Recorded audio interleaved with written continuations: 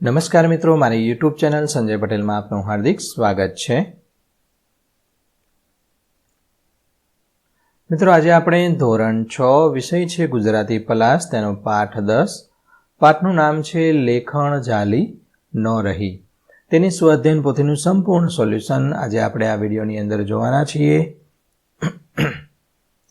પરંતુ તે પહેલાં જે મિત્રો અમારી ચેનલમાં નવા છે, જેમણે હજુ સુધી અમારી ચેનલને સબસ્ક્રાઇબ નથી કરી, તે અમારી ચેનલ જરૂર સબસ્ક્રાઇબ કરે, વિડીયો લાઇક કરે, શેર કરે અને બેલ નોટિફિકેશન આઇકોન ઓન કરે, જેથી અમારા દરેક નવા વિડીયોની નોટિફિકેશન તમારા મોબાઈલની સ્ક્રીન પર મળી શકે। મિત્રો, આ દરેક વિડીયોનું PDF સ્વરૂપે સોલ્યુશન મેળવવા માટે તમારા મોબાઈલના પ્લે સ્ટોરમાં વિશ્વગુરુ સર્ચ કરી એપ્લિકેશન ઇન્સ્ટોલ કરી શકશો। તદ્દન ફ્રી એપ્લિકેશન છે, કોઈપણ પ્રકારનો ચાર્જ તમારે એપ્લિકેશન વાપરવાનો આપવાનો નથી।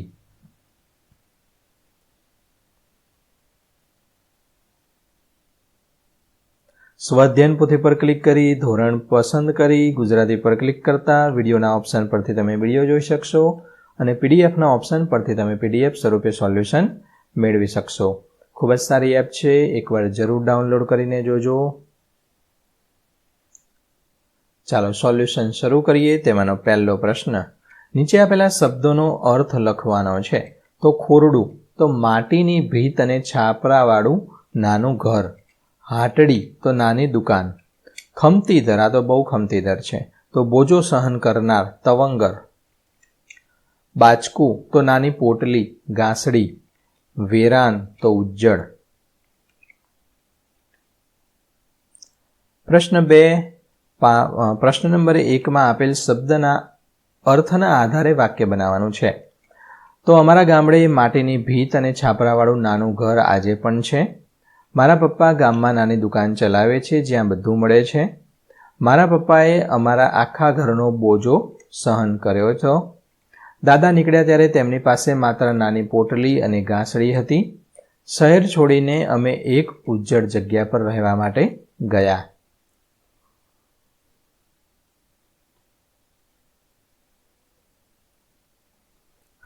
ત્રીજો પ્રશ્ન છે, આપેલ વાક્યના આધારે પાઠમાં આવતી કહેવત લખવાની છે। ઉદાહરણ આપેલું છે, વાક્ય છે સાવ ઉજ્જડ જ્યાં ઝાડપાન જોવા ન મળે। તો કહેવત છે કપાળમાં ઉગે વાળ તો ભાલમાં ઉગે ઝાડ। અનુભવે બધું સમજાય તો કહેવત વાઢ કાનને આવસાન। બીજું છે, જ્યારે બહુ સારી વસ્તુ ન મળે ત્યાં ઓછી ખરાબ પણ સારી ગણાય। તો ઉજ્જડ ગામમાં એરંડો પ્રધાન।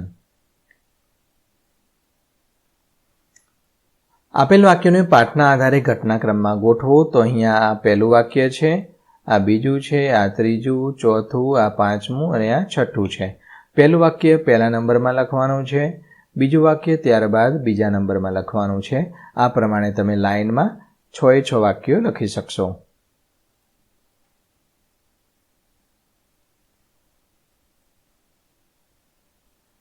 પાંચમો પ્રશ્ન, આપેલ વાક્યો કયો ભાવ દર્શાવે છે તે એકમને આધારે લખવાનું છે, જે કૌંસમાંથી પસંદ કરવાનું છે।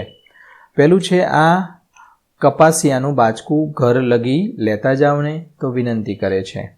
આપણે વેત નમીએ તો કોઈ હાથ નમે, ગુસ્સો। આજ ઈને ધોળે દાડે તારા ન દેખાડું તો મારું નામ કહળસિંહ નહીં, ગુસ્સો આવ્યો છે ફૂલ।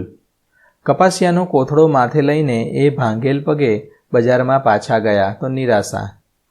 પાંચમું, કહળસંગ તો મનમાં મનમાં હરખાય ને ગાંડું હાકે જાય, ગાંડું હાકે જાય તો તે ચાલાકી। છઠ્ઠો પ્રશ્ન છે, કૌંસમાં આપેલા રૂઢિપ્રયોગો મૂકી ખાલી જગ્યા પૂર્ણ કરવાની છે।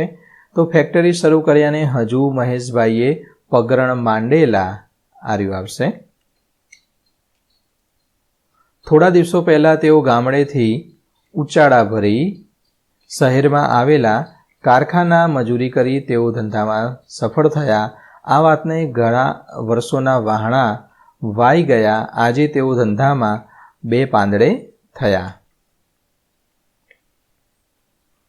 પ્રશ્ન 7, વિરામચિહ્નો મૂકી ફકરો લખવાનો છે। તો આ પ્રકારના અવતરણ ચિહ્નો, અલ્પવિરામ, ઉદ્ગાર ચિહ્ન, પ્રશ્નાર્થ ચિહ્ન, આ બધા વિરામ ચિહ્નો મૂકી અને વાક્યો જે આ ફકરો છે તે ફરી લખવાનો છે।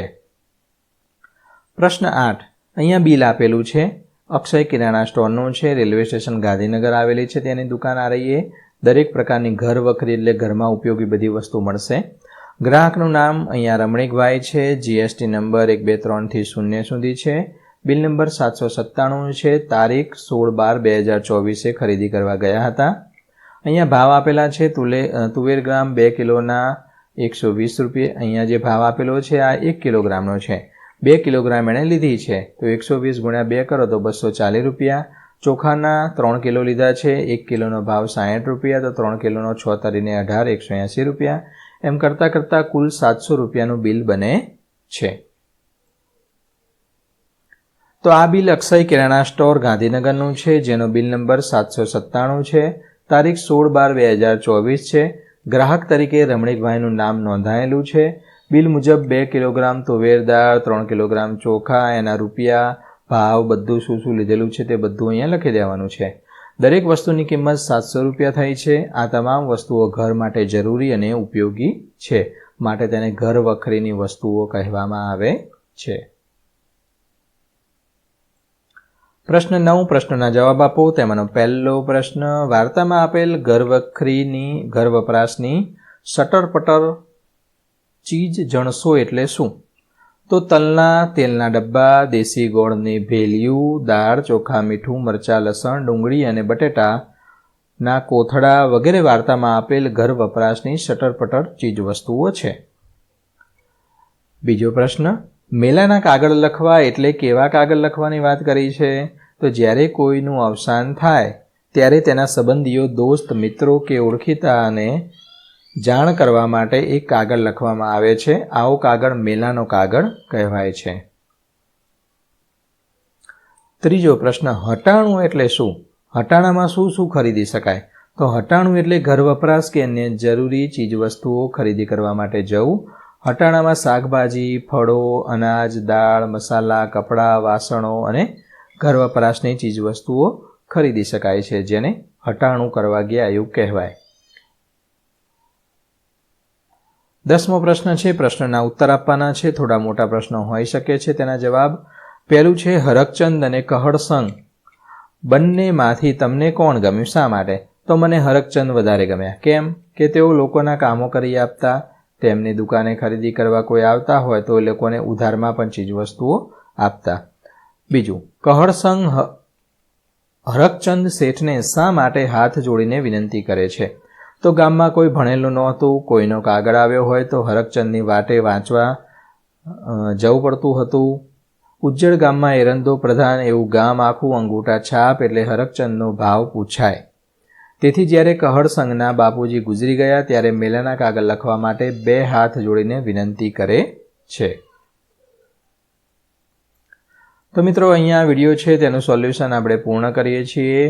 પરંતુ આ વિડીયો તમને કેવો લાગ્યો કોમેન્ટમાં જરૂર જણાવજો. વિડીયો લાઇક કરજો, અન્ય મિત્રોને શેર કરજો અને આ દરેક વિડીયોનું PDF સ્વરૂપે સોલ્યુશન મેળવવા વિશ્વગુરુ એપ્લિકેશન ઇન્સ્ટોલ કરજો. ફરી મળીશું આગળના વિડીયોમાં. ત્યાં સુધી આવજો.